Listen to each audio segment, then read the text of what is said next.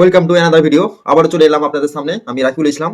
অনেকেই কমেন্টের মাধ্যমে জানতে চেয়েছেন বর্তমানে পশ্চিমবঙ্গের পরিযায়ী শ্রমিকের সংখ্যা কত, বা ভিন্ন রাজ্যে পশ্চিমবঙ্গের পরিযায়ী শ্রমিকের সংখ্যা কত হতে পারে, সেই নিয়ে বিভিন্ন কমেন্টের উত্তর দেওয়ার চেষ্টা করব আজকের ভিডিওতে। তো এই সমস্ত পরিযায়ী শ্রমিক যদি পশ্চিমবঙ্গে ফিরে আসে, বা এরা কোন কোন রাজ্যে কাজ করে বা কোন কোন রাজ্যে কর্মরত, সেই নিয়ে আজকের ভিডিওতে বিস্তারিত আলোচনা করতে চলেছি। তো পশ্চিমবঙ্গের যে পোর্টাল খোলা হয়েছিল 2024 সালে, সেই পোর্টালে পরিযায়ী শ্রমিক অর্থাৎ শ্রমিক বিভিন্ন রাজ্যে যে কর্মরত সেটা তালিকাভুক্ত হয়েছিল প্রায় 21 লক্ষ সামথিং।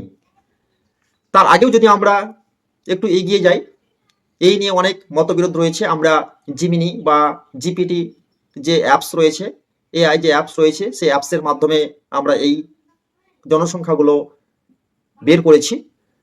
তো 2011 সালের যে জনগণনা অনুযায়ী যদি আমরা সেই পরিযায়ী শ্রমিকের সংখ্যা ধরে নিই, তাহলে পশ্চিমবঙ্গের 24 লক্ষ মানুষ পরিযায়ী শ্রমিকের অন্তর্ভুক্ত হয়েছে।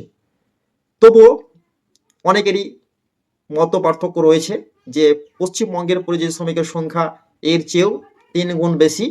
কারণ পশ্চিমবঙ্গের বর্তমান অবস্থা, মানে ভারতবর্ষের যে 28টি রাজ্য রয়েছে, সেই 28টি রাজ্যের স্তরে যদি আমরা ভাগ করে নিই, বা 28টি রাজ্যকে ধরে যদি আমরা ভাগ করে নিই, তাহলে পরিযায়ী শ্রমিকের সংখ্যার দিক থেকে পশ্চিমবঙ্গ তৃতীয়, পশ্চিমবঙ্গ 3 নম্বরে স্থান করে।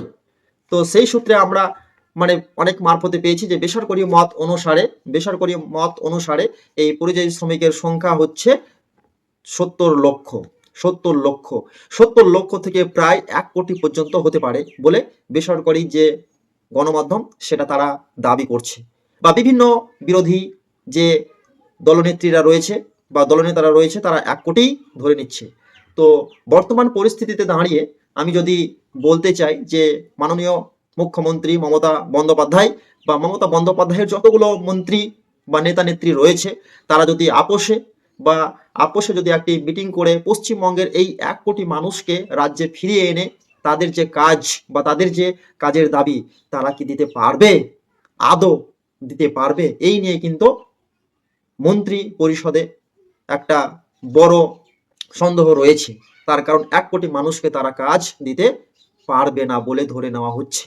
এর জন্য মাননীয় মুখ্যমন্ত্রী বাঙালি পরিযায়ী শ্রমিকের যে অবস্থা বর্তমানে বিভিন্ন রাজ্যে, মহারাষ্ট্র থেকে শুরু করে কর্ণাটক, তামিলনাড়ু, কেরালা, ইউপি, বিহার, বিভিন্ন রাজ্যে যে তারা মার খাচ্ছে বা তারা যে হেনস্থ হচ্ছে, এই নিয়ে কিন্তু কোনো হেলদোল নেই মাননীয় মুখ্যমন্ত্রীর, বা তাদের কিন্তু কোনো কথা নেই, তাদের কিন্তু টুইট নেই।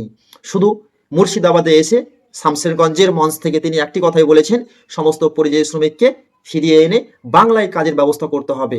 খুবই ভালো কথা, কিন্তু বাংলায় কাজের ব্যবস্থা কে করবে সেটাই তো বড় প্রশ্ন থেকে যায়। মাননীয় মুখ্যমন্ত্রীকে বলবো যে এই 1 কোটি মানুষ যদি পশ্চিমবঙ্গে ফিরে আসে, তাহলে আপনি কি তাদের কাজের ব্যবস্থা করতে পারবেন? আর যদিও বা না পারেন, তাহলে তাদেরকে কিভাবে কাজের ব্যবস্থা করবেন? তো আশা করি সমস্ত কমেন্টের উত্তর পেয়েছেন যে পশ্চিমবঙ্গে বর্তমানে ভারতবর্ষের যে 29টি রাজ্য রয়েছে, সেই 29টি রাজ্যের মধ্যে পশ্চিমবঙ্গ 3 নম্বরে স্থান পরিযায়ী শ্রমিকের দিক থেকে। তাহলে 1 কোটি মানুষ পশ্চিমবঙ্গের বিভিন্ন রাজ্যে কর্মরত। সেই কর্মরত মানুষগুলো বাঙালি, আর এই বাঙালির জন্যই তারা বিভিন্ন রাজ্যে হেনস্থ হচ্ছে। তো আশা করি এই মানুষগুলো যাতে পরবর্তী সময়ে হেনস্থ না হয়, তাদের সংসার, তাদের রুচি পশ্চিমবঙ্গের মাটিতেই উৎপন্ন হয়। এই নিয়ে মাননীয় মুখ্যমন্ত্রীর কাছে আমার করজোড়ে নিবেদন যে আপনি এই 1 কোটি মানুষকে কর্মসংস্থানের ব্যবস্থা করে দেন, তারা শীঘ্রই পশ্চিমবঙ্গে ফিরে আসবে। আর আপনি যেহেতু পশ্চিমবঙ্গের মুখ্যমন্ত্রী, আপনি পারেন এই 1 কোটি মানুষকে কর্মসংস্থানের ব্যবস্থা করতে। তো আশা করি ভিডিওটি সকলেই দেখবেন এবং এই তথ্যগুলো সকলকে শেয়ার করার চেষ্টা করবেন যে পশ্চিমবঙ্গে পরিযায়ী শ্রমিকের সংখ্যা কত, 2011 সালে কত হয়েছিল, বেসরকারি মত অনুসারে কত হয়েছিল, সমস্ত কিছু আজকের ভিডিওতে তুলে ধরলাম। ভিডিওটি যদি ভালো লাগে অবশ্যই লাইক, শেয়ার, কমেন্টের মাধ্যমে সকলকে দেখার সুযোগ করে দেবেন।